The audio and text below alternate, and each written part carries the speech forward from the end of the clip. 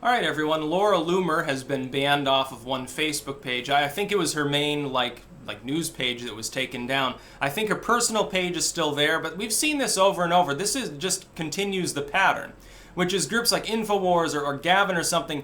These people have one important thing in common other than they have large audiences and oppose the left. They do actual journalism.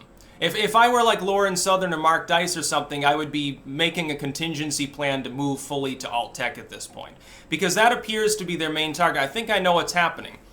The legacy media is hoping to deprive the alt media of independent journalistic on-the-ground voices in order to starve us of the ability to focus on that actual journalism. See, they don't do journalism anymore. They no longer investigate things if it's not polite to the establishment to do so. They've pulled together in order to form an establishment corporate media bloc, which they hate populism, they embrace globalism completely, they embrace identity politics, they want people to be hateful. It's like none of the people getting deplatformed for the most part are actual bigots. Lacey Green, of all people, she's moved, I think, politically substantially. The other day was like, hey, I've known 3 of the people that I've followed have been like kicked off of YouTube in the last, what was it, week or so.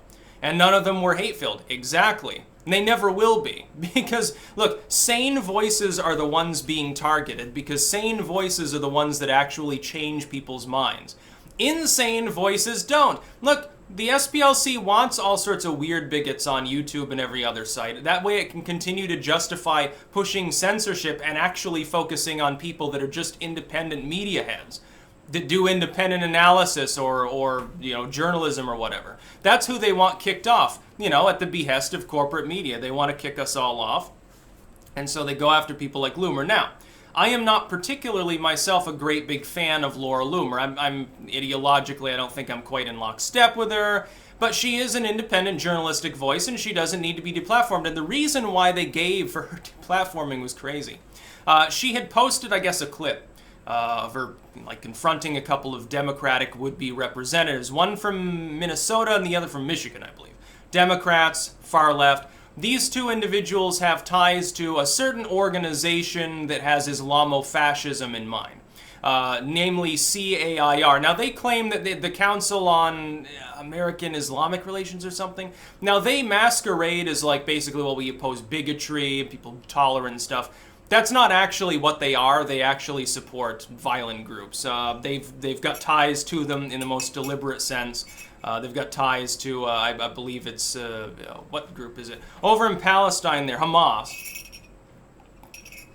along with others. And they're probably the most mild of these groups. So they are, this is, as an organization, a corrupt body of extremely far left and theocratic individuals. Now, she confronted these 2 individuals and oh, you got ties to this group that openly proclaims it wants to destroy Israel and stuff like that because Laura Loomer is Jewish. She's the one then that gets banned. These people, I'm sure that their campaign pages won't be taken down.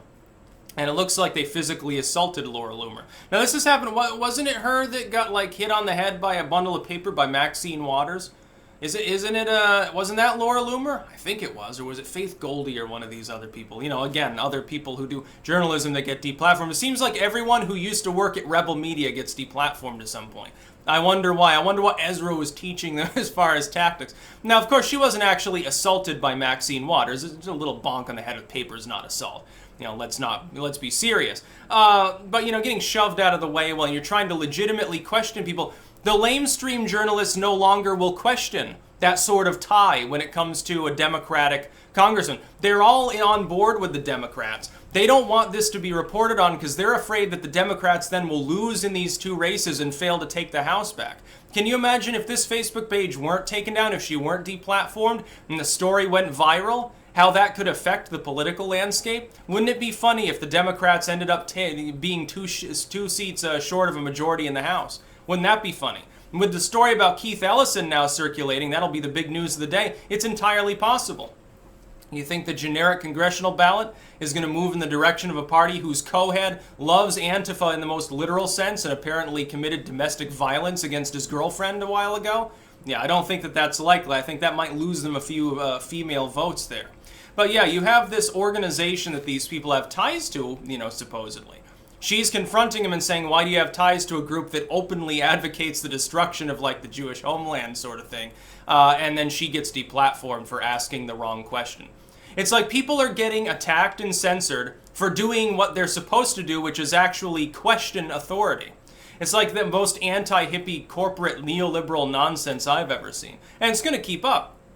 They're going to attack moderate voices. They're going to attack libertarians and people that are sort of like paleocons and classical liberals. They're not going to attack people that are actually far out there because they're not actually able to change anybody's mind. They want to defend the Democrats before the midterms. This is all part of the run-up to 2022, and it will continue. Gavin is correct. There is a political component. I boil it down to being 90% fiscal. Legacy media is simply tired of getting scooped. Like the reason it attacks Trump, he scoops them on Twitter, thus depriving them of their big story of the day. Alt media is capable of reporting on it when Trump tweets just as quickly as they are. It puts them at a disadvantage because, remember, they've got like editorial teams and stuff. They have to check it once and twice just before they post it up. The alt media scoops the legacy media constantly now. The heavy hitters, including all these people getting deplatformed, InfoWars, and get ahead of a news story half an hour before CNN can post about it. Well, that's a big problem now, isn't it? I wonder why their ratings online are shitty. I wonder why they get outcompeted by people who just sit there with a webcam. So I condemn the deplatforming of Laura Loomer.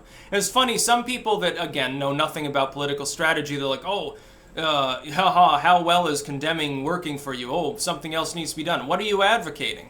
What else are we supposed to do? All you need to do is mock the deplatformers. Mock the censorious crowd of corporate suckers, the jackboot lickers, and their pitchfork-waving fans, and eventually they degrade and go away largely.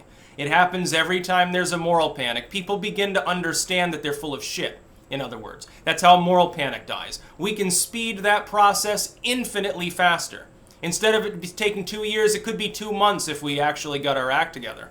We need more voices to mock them more viciously and more often. The deplatforming then goes away. They no longer have a mandate to do shit. Pointing out, of course, hey, no, there's no problem with hate online. There's a problem with fake news in the corporate press. And a problem with them getting together behind the scenes with their big tech buddies and NGO friends trying to deplatform any independent voice that's online. That's ultimately the real problem that we have. So no, her page should be restored. She's simply asking these politicians a question. Look, questioning politicians, that's a good thing. That's an activity of the press. It's something, by the way, that CNN and the New York Times no longer really do. They shelve stories that they should report on selectively, or they promote them selectively in order to enforce a sort of consensus reality that's not really real. It's a skewed reality that they present to their audience. That's ultimately what's happening. They want to be able to do that without getting called fake news, which is what they are, and so they invent this non-existent war on the press while doing shit like this. That's about all. Peace out.